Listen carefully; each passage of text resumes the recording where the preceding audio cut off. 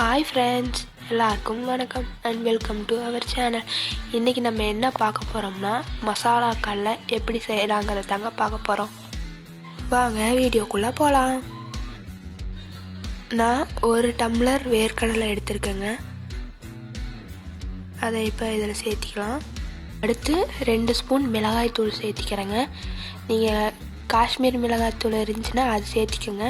அது எங்கிட்ட இல்லை. அது சேர்த்துனா கலர் நல்லா வரும், அதுக்காக அது சேர்த்துறது. அடுத்து இதில் ஒரு 1/2 ஸ்பூன் சோம்பு தட்டி வச்சுருக்கேன், அதையும் சேர்த்திக்கலாம். அது சேர்த்திட்டு அது கூடவே கொஞ்சமாக ஒரு 2 பிஞ்ச் அளவு பெருங்காயத்தூளும் கருவேப்பிலை சின்ன சின்னதாக வெட்டி வச்சுருக்கேன், அதையும் சேர்த்திக்கலாம். இதில்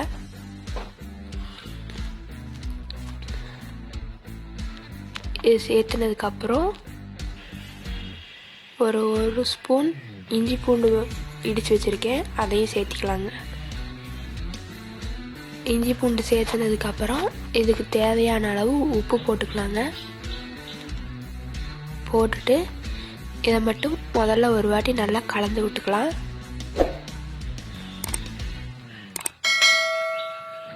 லேசாக தண்ணி தெளித்து கலந்து விட்டுக்கலாங்க. தண்ணி ரொம்பவும் ஊற்றிட வேண்டாம்.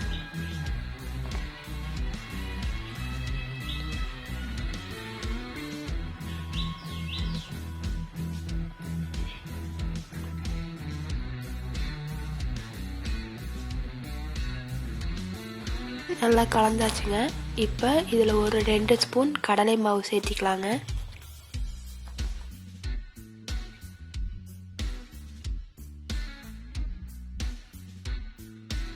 அப்புறம் இதில் ஒரு ஸ்பூன் அரிசி மாவு சேர்த்திக்கலாங்க.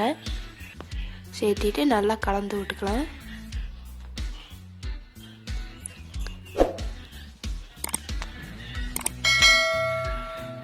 லேசாக தண்ணி தெளித்து விட்டால் போதுங்க, ரொம்பவும் ஊற்றிட வேண்டாம்.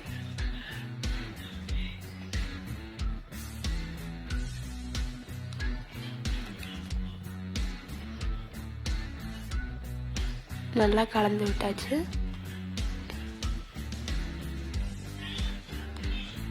இப்போ அடுப்பில் எண்ணெயை காய வச்சுக்கலாம். லேசாக காஞ்சிருந்த போது ரொம்பவும் காஞ்சிருக்கக்கூடாது.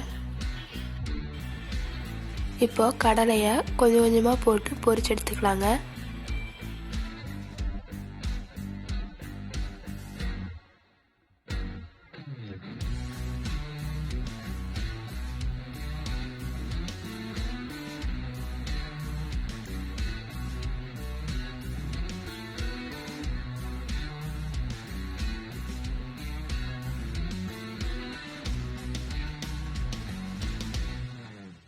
அவ்வளோதாங்க, மசாலா கடலை ரெடி ஆயிடுச்சு. இதை நீங்களும் உங்கள் வீட்டில் செஞ்சு பார்த்துட்டு எப்படி இருந்துச்சுன்னு எனக்கு கமெண்ட் பண்ணுங்கள். தேங்க்யூ ஃபார் வாட்சிங்.